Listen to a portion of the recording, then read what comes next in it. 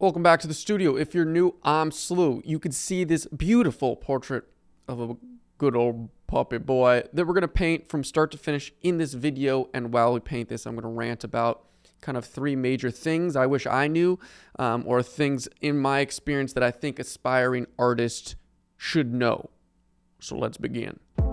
So I think one of the first things you got to think about if you're an aspiring artist, if you're younger, teenage, or even, more adult, but you're starting this, new business, or you quit your job, trying to make money as a full-time artist. And I can only speak obviously from personal experience, so take everything I say with a grain of salt. But, I have some interesting things I think to say, and I would love to tell, if I could go back, obviously, to tell my younger self, kind of transitioning to a full-time artist. And the first sort of thing I think, before even trying to be ambitious and sell work and find clients or make money, is you really have to invest in your skills and produce a lot of work.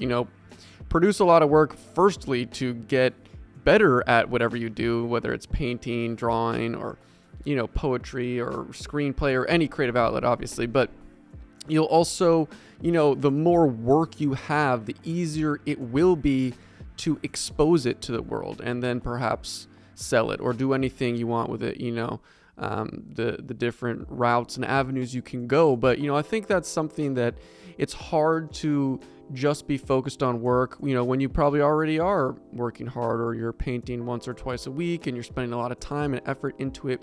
You want to see these immediate results of, some sort of following on Instagram, or you want some sort of supplementation of money, fiscal success. But I think if you can always have in the back of your mind to just draw or paint or whatever you're doing as much as possible, everything else will eventually go, and you got to put in that work. I think it's a quantifiable thing, and for my experience, it was that I have evidence of hundreds and thousands of drawings and 200 YouTube videos and a painting project every week for 4 years. So for me, it was always that. And because I liked it, I wasn't looking for money, I wasn't looking to sell, but I just wanted to improve my skills, because it was so fun. But I was just always hungry for the next project. So if you can get that sort of mindset of just producing and making more, and there's the classic less is more, or quantity versus quality.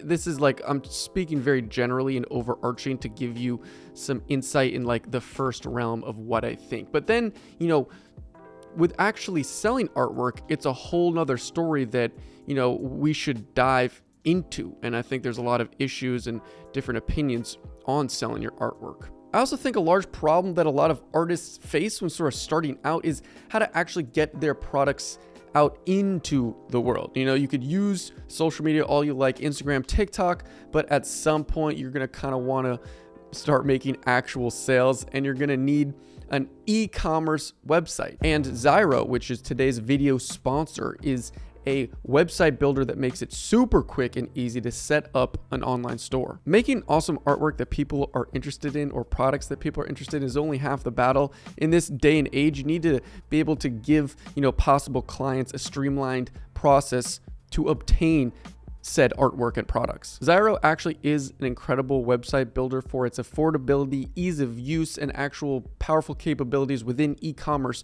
that I think a lot of aspiring artists watching this video could use. You can actually create a website with Zyro in just minutes for less than $3 a month, which is kind of crazy. As a visual artist, you need to really have a home base to display your work other than social media, like we talked about. A serious portfolio. Zyro is really the easiest way to create a website or online store. Simple drag and drop editing and hundreds of super professional designer-made templates. You could build a website in minutes with zero coding or design experience. There are a lot of website builders out there, but I wouldn't recommend Zyro if I didn't think it was actually the easiest to use and most affordable for the aspiring artist, the self-made entrepreneur, small business owner. So you could use the discount code SLEW, or you could click the link in the video description to get 3 extra free months on one of Zyro's yearly plans. It's really epic. Thanks for sponsoring the video, Zyro. Let's continue painting. So yeah, website, clearly important, and that kind of, is a great segue into this sort of quote unquote understand the market you're in. So again, I'm going to speak for me and my experience with painting and drawing and being a fine artist. Anyone who's trying to become a fine artist in this day and age and doesn't have social media or is using social media as a vital tool for their business and to expose their artwork is going to lose. And I think that's a pretty general consensus. And a lot of people, not a lot of people aren't using it. So, it is a thing, but it's, I think, underused. And I think a social media for all artists is vital. And that kind of leads, that's obvious in this day and age. But the thing I think, and I want to stress, and again, through my experience, what helped me with my success or is helping me currently is, the tools and the skills I've built to kind of penetrate social media. So I'm talking specifically making YouTube videos, whatever you want to classify as a high quality YouTube video, or, documenting your process, shooting time lapses, talking about my artwork, making longer videos, posting on Instagram for years and consistently a lot. So, if I could recommend skills, everyone doesn't need to be Christopher Nolan, cinematographer and director. You could use your iPhone. You could just take pictures. You don't need an expensive camera. You don't need the craziest, professional editing gear. But, these are the things that other people are doing that are, quote unquote winning and, making money and, quitting their full-time jobs to do this because, it's a saturated market in the world. And I don't want to sound all doom and gloom to not follow your passions, but anything you're doing or trying to become successful at, there's thousands of other people perhaps working harder than you to do it. So you have to do use all these things. And like I said, just making awesome artwork isn't gonna mean you're gonna sell artwork or build a social media following or fulfill your creative desires. We're talking more of this business end of this whole social media thing, but the skills that I slowly learned. I wasn't just born knowing how to use a camera or edit videos. I watched YouTube videos. I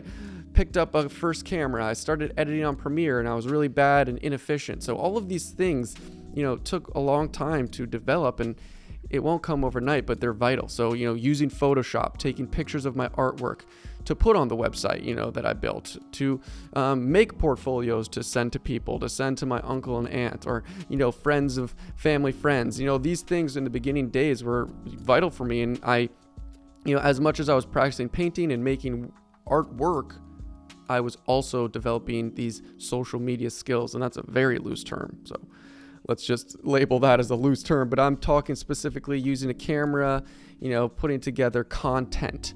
It's such a strange idea and it's such like a paradox. I'm a traditional fine artist using like traditional mediums, but I'm also, using the forefront of 2021 technology, camera equipment and editing software. And we're talking about this idea of content and, is the work I make the actual painting or is it the YouTube video I post online? So it's a weird world and it's a weird kind of conversation to navigate. But again, like you need to be on top of these things if you want to have any success, in my opinion. Social media can't be understated. And so those are two kind of things that go hand in hand that are a little more specific and / general, produce a lot of work to get your work out, but also to increase the quality of your work.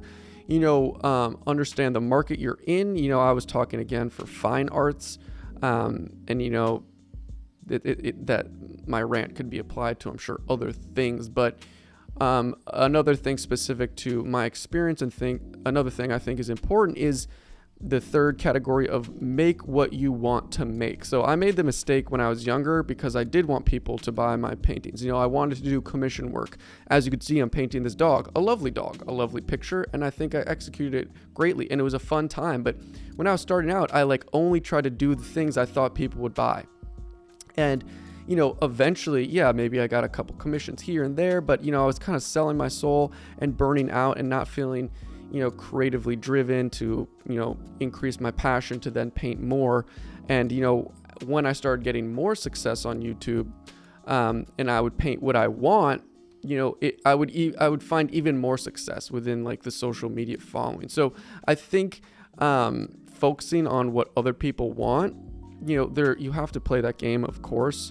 And I'm being my own devil's advocate, but you also have to kind of figure out what you like and then do that. And you want eventually people to like what you make for you, and then you can't really lose. So what a rant. I'll talk about this further, but I thought those were 2 or 3 kind of good insights that I could give from my personal experience, of where I am as an artist, because people DM me this every week, and I make these videos to kind of general tell everyone. So that concludes this video and this painting process. Something I haven't done in a while, a traditional commission, especially of a dog, which was like my bread and butter starting out, making money as an inspiring artist and entrepreneur, to grow my business, to make money.